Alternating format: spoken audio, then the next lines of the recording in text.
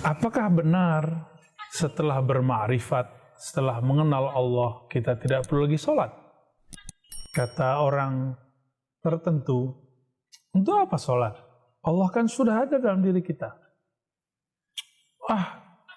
Kalau sholatnya baru ruku sujud, itu belum sholat. Apakah betul demikian?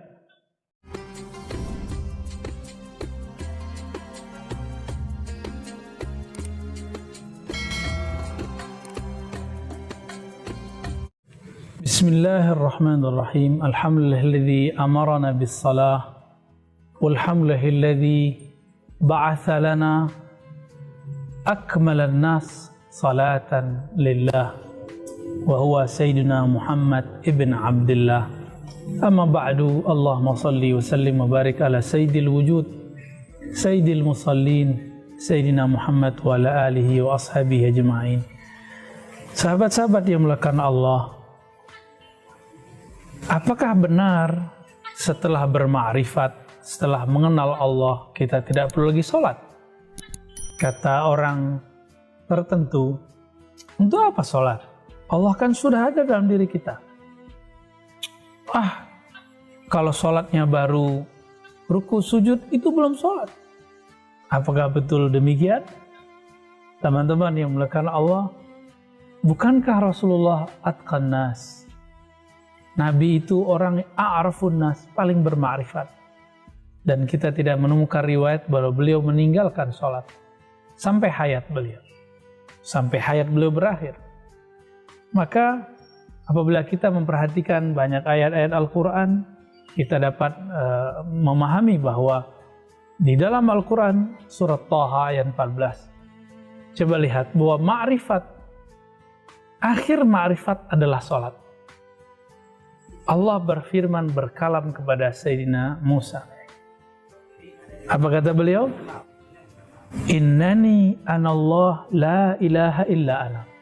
Sesungguhnya aku adalah Allah, tiada ilah, tiada yang berhak disembah kecuali aku. Dan di ujungnya Allah mengatakan,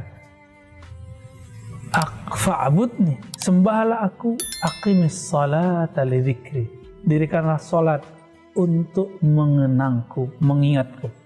Allah mengenalkan dirinya, sesungguhnya akulah Allah, sembahlah aku, lalu dirikan salat untuk mengingatku. Maka justru sebaliknya, ciri-ciri orang yang bermakrifat, dia mendirikan ubudiyah dan salat kepada Allah SWT. Berdasarkan surat Thaha ayat 14 ini, boleh kita istinbat, kita ambil satu makna. Apa maknanya? Salat adalah penghujung makrifat, sedangkan makrifat adalah awal dari salat. Maka siapa saja yang dia bermakrifat, pasti dia mendapatkan puncaknya, yaitu salat.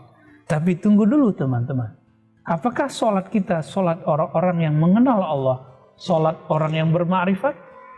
Jangan sombong dulu, jangan suudzon dulu dengan orang yang secara kasat mata menurut kita tidak sholat.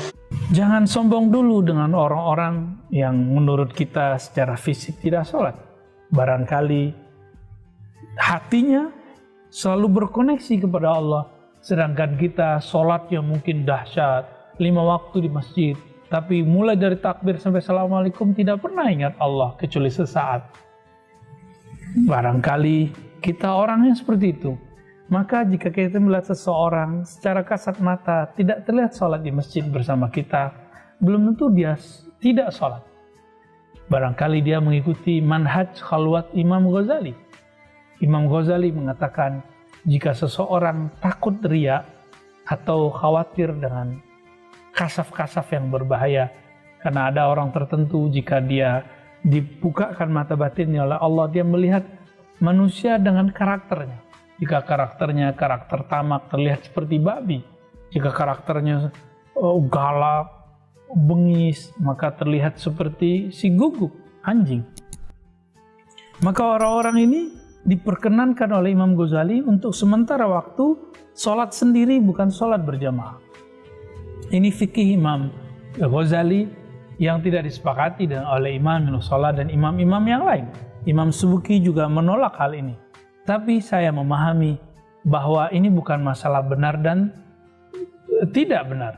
Ini adalah masalah perbedaan peralihan kondisi. Maka jika kita melihat ada orang yang dianggap ahli ma'rifat, terlihat dalam kasat mata kita tidak sholat, belum tentu dia tidak sholat. Mungkin kita yang merasa sok sudah sholat. Maka teman-teman, mari kita gabungkan makna ayat tadi, bahwa surat Thaha tadi menyatakan Allah mengenalkan dirinya kepada Nabi Musa. Setelah mengenalkan dirinya, puncak dari pengenalan itu adalah beribadah lalu mendirikan sholat.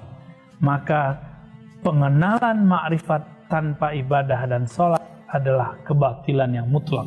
Sebaliknya juga, orang-orang yang sholat tapi tidak mengenal Allah, itu sholatnya juga tidak bermakna, mardud indallah, tidak diterima di sisi Allah SWT. Maka kita menuduh diri kita, jangan-jangan sholatku belum khusyuk. Tidak sibuk memandang orang lain, menjadi juri orang lain. Lalu bagaimana dengan orang-orang yang dia sholat karena mungkin kata dia di ahli ma'rifat, lalu dia sholat cuma beberapa waktu, mungkin hanya 3 waktu atau 2 waktu atau sewaktu saja. Oh, orang seperti ini wilayahnya berbeda. Ini tidak termasuk kepada wilayah ma'rifat. Ini adalah perbedaan fikih. Fikih antara Ahlus Sunnah dengan kelompok Syiah Imamiyah. Mereka memang berbeda dalam waktu sholat dengan kita. Mereka mengambil zahir ayat yang ada dalam Al-Quran, aqimis salata liduluki syamsi, sampai akhir ayat, dirikanlah sholat ketika matahari mulai menyingsing, yaitu zuhur dan asar, ya. Kemudian ketika ghurub terbenam, dan Quranil fajar, yaitu kemudian terbit fajar. Disebutkan di sana cuma 3 waktu. Di ayat yang lain disebut tarafain nahar wa zulafan minal lail. 2 ujung siang, awal dan akhir siang. Kemudian zulafan artinya waktu yang dekat dari malam. Maksudnya maghrib dan isya.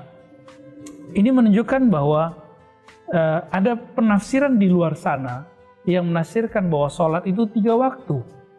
Tapi dalam periwayatan ulama Ahlus Sunnah yang kita ikuti, Nabi SAW pernah melakukan 2 hal. Pertama, Nabi sholat di awal waktu. Maka beliau sholat terlihat 5 waktu pas. Zuhur, asar, maghrib, isya, subuh dengan waktu yang berjarak. Tapi di riwayat berikutnya, Sayyidina Jibril mengajarkan kepada Nabi agar sholat di ujung waktu zuhur, di awal waktu asar, di ujung waktu maghrib, di awal waktu isya, dan di ujung waktu subuh. Sehingga terkesan yang disebut dengan jamak suri, terkumpul secara zahir, tapi sebenarnya waktunya tetap 5. Seakan-akan waktunya 3. Inilah kemudian yang diabadikan dalam sholat rukhsah yang kita sebut dengan sholat jamak. Maka teman-teman yang melakukan Allah, betulkah ada sholat ya